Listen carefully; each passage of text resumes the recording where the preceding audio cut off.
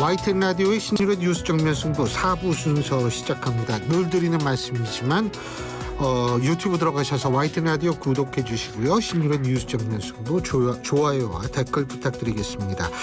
자, 오늘 신일의 뉴스 정면 승부 4부는 국민의힘은 안착중으로 꾸며지는데요. 오늘은 국민의힘 김성태 전 중앙위원회 의장 전화 연결해서 입장 들어보겠습니다.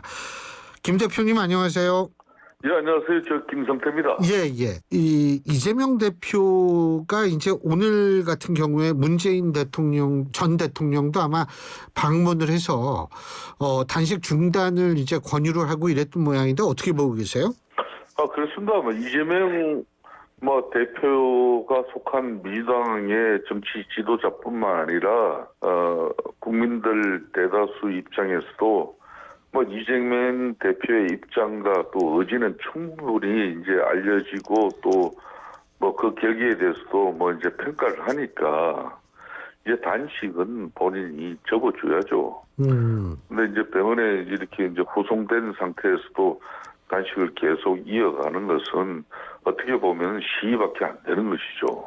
그러니까 이제 극한 상황에서 벗어났지 않습니까? 그 극한 상황에서 벗어난 그 상황을 빨리 본인도 이제 정상으로 회복하는 절차로 이렇게 가줘야 되는 것이지, 마냥 그냥 대책 없는 그런 단식으로 이렇게 병상에 누워 계신다는 것은 별 의미가 없는 것이죠. 김기현 대표나 당 지도부가 찾아가야 된다고 보십니까? 병원이라도?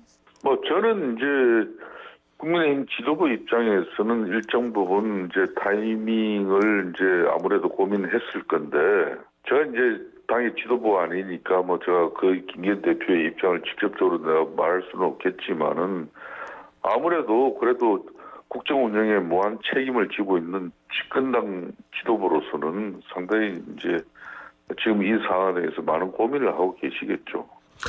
그 부분이 어떤 행토로든지 앞으로 대화 협상을 통한 국회 정상화를 풀어나가는 문제도 이게 이제 집권당 국민의힘의 몫이죠. 예, 국회 정상화. 만일 말이에요. 김성태 의장님은 국민의힘 원내대표도 하셨으니까 만일 김 의장님이 지금 원내대표라면 명쾌한 그런 입장이 없었죠. 그렇기 때문에 지금 국민의힘 지도부 입장에서도 별다른 입장을 못 가졌습니다만은 하여튼 저 개인적인 입장은 지금 이제 국민의힘은 집권당입니다. 집권당이니까 아무리 이재명 당대표가 168석의 국회 의석을 가진 그런 제1당이지 대표고 손에 쥔게 맞지만은 정치적 도리는 또 판단할 필요가 있는 것이죠. 예.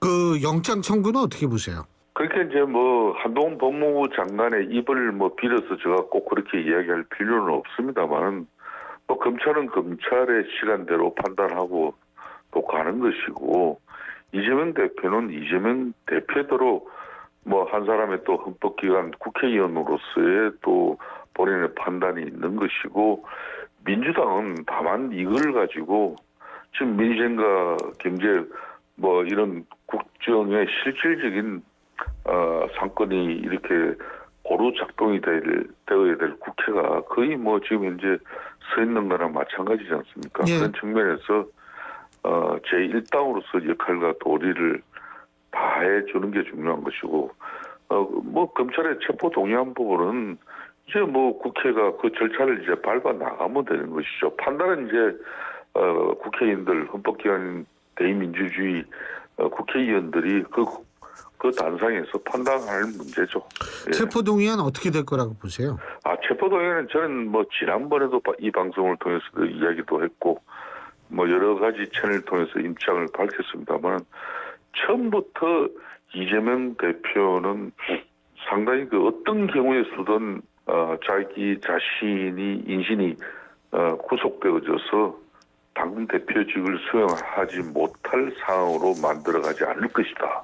검찰 입장에서는 북한 불법 송금 의혹이라든지 또 백현동 의혹이라든지 이런 걸 병합해서 아무리 넘기더라도 또 자신이 지난 국회 대정부 교섭단체 대표의 연설을 통해서 불체포 특권을 포기했다고 대국민 약속을 했지만은 또 뭐 민당 차원에서 박가원 원내대표가 중심이 돼서 원총회에서도 의결까지 했지만은 바로 이 상황을 만든 겁니다. 예. 이재명 대표가 단식이 있기 전에 어떤 상황이었습니까? 검찰은 수사 방해가 이루어졌고 또 사법부인 법정에서는 재판 방해가 이루어진 상태죠. 그런 상태이기 때문에 이런 모든 것들은 결론은 검찰이 체포영장을 동의안을 국회로 넘기더라도 민주당이 그렇게 뭐 대국민 약속을 했던 불체포 특권 포기를 통해서 이재명 대표가 이렇게 영장에 이렇게 동의를 구하는 어떤 그런 민주당의 입장을 절대 방치하지 않았을 것이라는 거죠. 그렇기 때문에 이런 지리한 단속이 되는 겁니다. 단식이 되는 거죠. 예. 근데 그 한동훈 장관이 한덕수 국무총리에 대한 그 해임 결의안을 또 제출하겠다는 거 아니에요? 그죠? 그러니까 그 자체도 뜬금없지 않습니까? 지금 이제 9월 1일부터 100일 동안은 쉽게 말하면 정부보다는 국회의 시간이에요.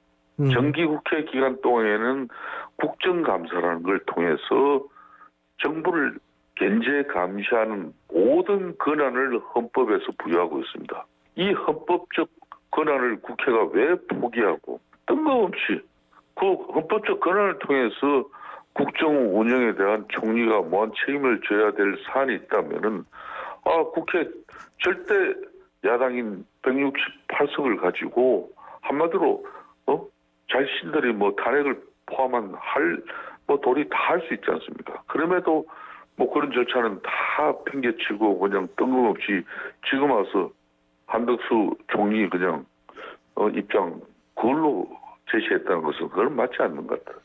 그 뜬금없다라는 표현을 쓰셨는데요. 네. 그 이유는 뭐라고 보세요? 그 한덕수 총리에 대한 한덕수 해임. 총리가 국무총리로서 대국회 뭐 한 번이라도 대국회 대정부 답변을 자기가 소홀히 한 적이 있는 것도 아니고 뭐 어떤 정부의 입장을 가지고 불참한 적도 있는 것도 아니고 그렇다고 해서 또 본인이 뭐 국민적 지탄을 받을 그런 뭐 여러 가지 뭐 사안이 발생한 것도 아니고 이런 걸 가지고 이제 윤석열 대통령 대신에 그냥 한 총리가 책임지라 이런 건데 이런 주장 자체가 뜬금이 없는 거죠. 이 국회 대정부 질의 국정감사 뭐 이런 여러 가지 방법을 통해 가지고 충분하게 한덕수 총리가 잘못한 게 있다면은 문제를 제기하고 거기에 대한 시정 개선 조치를 또 할 수도 있고 또 거기에 대한 요구를 통해서 그 결과가 시원찮을 때는 민주당이 국회 절대 의석을 가지고 할 수 있는 그런 조치가 많아요. 그러니까 제가 여쭤보고 싶은 건 뜬금이 없다라는 표현을 쓰셨는데 김 의장님이 생각하실 때에는 그렇다면 그 뜬금없는 얘기를 왜 꺼냈을까 하는 부분이거든요. 그만큼 지금 현재 이재명 대표의 단식이 절대 이 단식은 제가 아까 이야기했던 세 가지 요소인데 명분과 목적이 요구가 즉 뚜렷해야 된다는 거죠. 그리고 처절한 진정성을 담아야 되는 거예요. 그런데 그런 측면에서 자신들의 요구 주장이 이 뚜렷하지 않은 가운데 이 단식은 장기화되고 검찰이나 또 지금 현재 법정에서의 재판 지연은 이미 온 국민이 다 아는 사실로 만들어버렸고 자 그렇다면 자신들 입장에서는 내적으로 민주당 의원들 결속시키고 내부 단속이 되어진 마당이고 자신들의 정치적 목적만 득하고 그 나머지 부분은 전부 그냥 윤석열 정부에 그걸 다 떠넘기는 방식은 이건 맞지 않는 거죠. 그러니까 이재명 대표의 사법 리스크를 리스크대로 국정 운영의 문제나 또 잘못된 점은 이제 정기국회 국정감사에서 모두 다 민주당이 헤쳐나가고 또 주도적인 역할을 해나갈 수 있는데도 불구하고 왜 한 총리 퇴진 요구냐 이거요. 맞지 않는 거죠.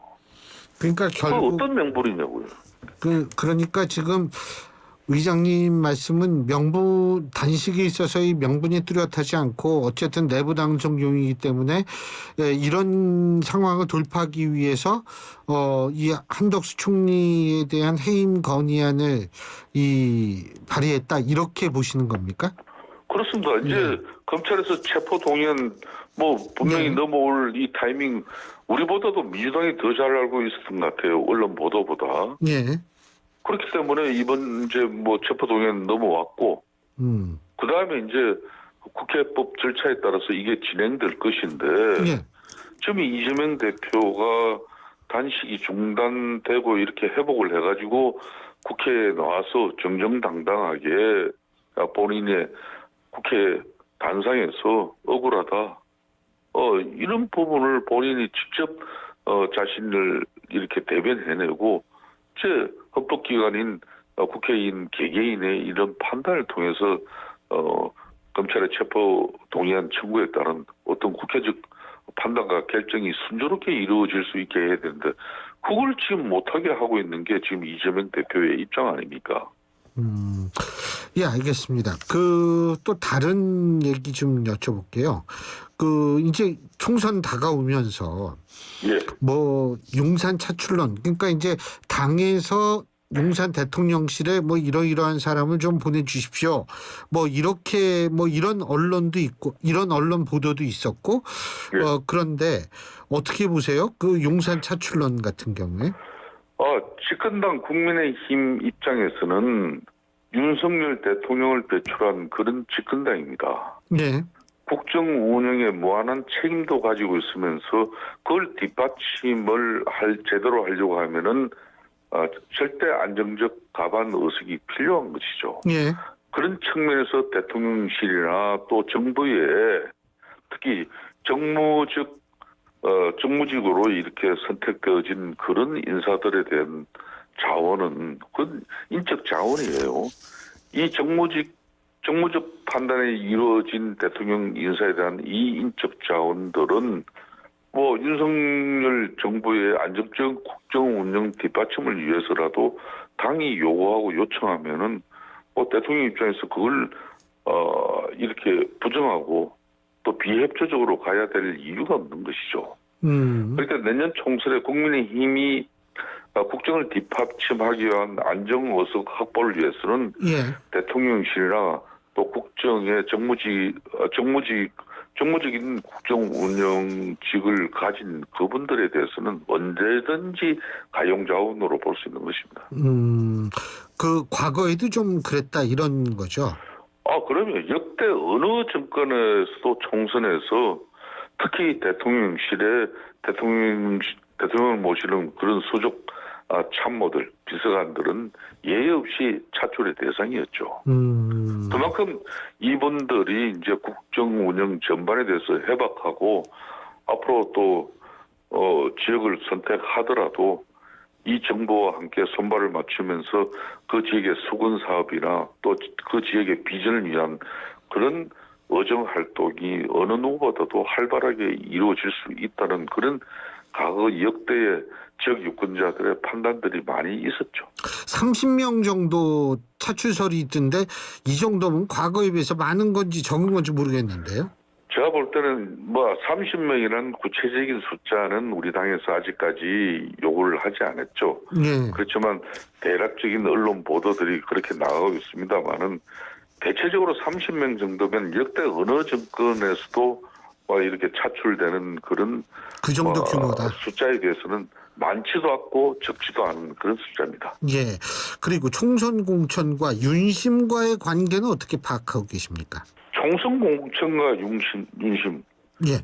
이제 지금부터 내년 4월 총선의 시기에는 국민의힘 당 지도부가 이걸 판단하는 것이지 절대 용산이 여기에 개입하고 윤심이라는 걸 통해서 공천이 좌지우지 된다면은 내년 4월 총선은 국민들이 결코 좋은 판단을 할 수 있는 그런 근거를 우리가 제시한다고 볼 수 없는 것이죠. 그렇기 때문에 어떤 경우든 윤심을 통한 대통령실의 입장이 우리 당을 이렇게 내년 총선에서 좌지우지하는 그런 행태는 저는 있어서는 안 된다고 보고 있습니다. 또 그렇지도 않을 거라고 보고 있습니다. 하지만 대통령 지지율은 총선에서 중요한 거 아니에요? 선거 구도에 영향을 미칠 수 있으니까.